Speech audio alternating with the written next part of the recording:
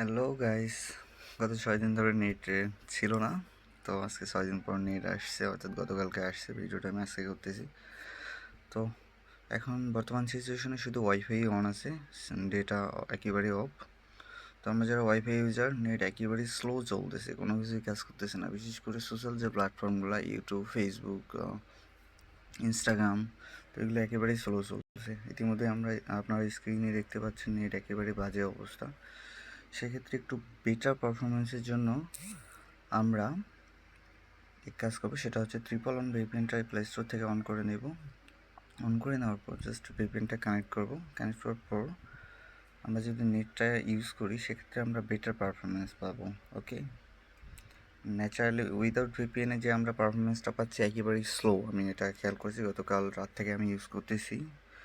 তারপর আমি VPN use করতেছি ফেসবুক প্লাস আদার্স যে সোশ্যাল প্ল্যাটফর্মগুলো। সেক্ষেত্রে আমি ভিপিএন ইউজ করে একটু বেটার পারফরমেন্স পাচ্ছি।